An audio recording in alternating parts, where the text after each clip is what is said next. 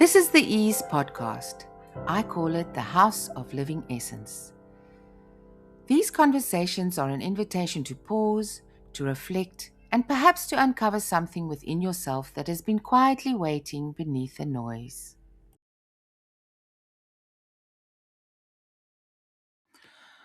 This episode is called The Authentic Human. It talks about how fragrance was my doorway. Today, I'd like to ask you a question. Why is it that everywhere we look, people are talking about finding themselves?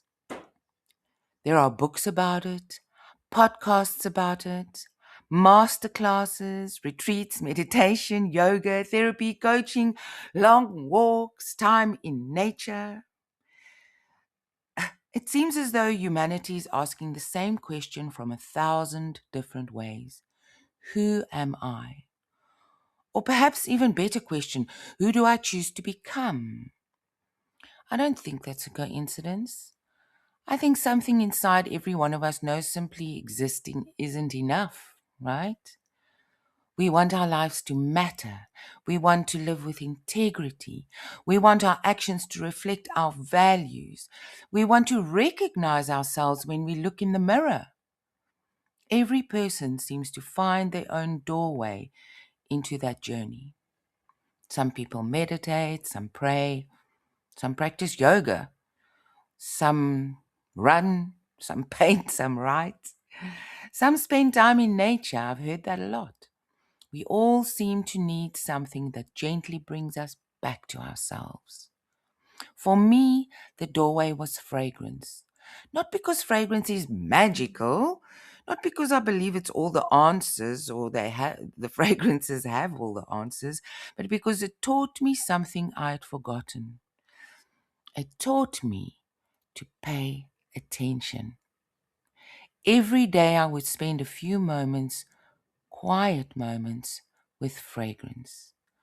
I would notice what I loved, what I didn't love, what felt bright and what felt heavy, and sometimes what felt unfinished. At first, I thought it was learning about perfume. Slowly, I realized I was learning about myself. Without trying, I became more observant, more curious. I started asking better questions, not only about fragrance, but about life, about identity and responsibility,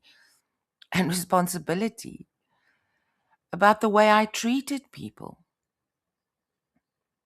about the atmosphere I created wherever I went. And that surprised me because fragrance became much more than something I wore. It became a daily practice of attention.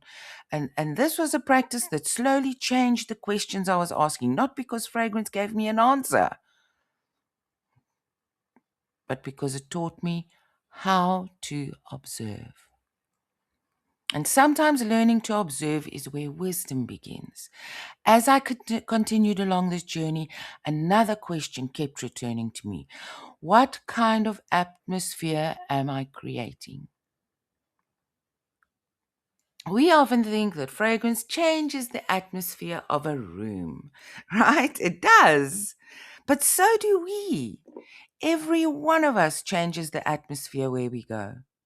Not only by the fragrance we wear, but through our words, our attitudes, our patience, our willingness to listen, our honesty, even our courage. Every conversation leaves something behind. Every interaction changes the atmosphere, even if only a little. And that led me to a much bigger question. When people leave my presence, have I elevated something? Have I brought more clarity, more understanding, more hope? Or have I made just a little easier for another human being to be fully themselves? Because when I look at the world today, I sometimes find myself asking, what are we doing? Is this really the best we can offer one another? We all say we want peace. We all hope for a better future. We all want our children and grandchildren to inherit a world that is healthier, wiser, and more human than the one we found.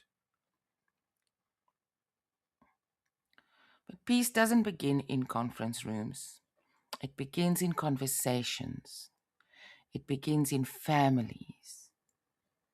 It begins in communities. It begins in the atmosphere each one of us creates every single day. The more I paid attention through fragrance, the more I realized that authenticity isn't simply about expressing myself.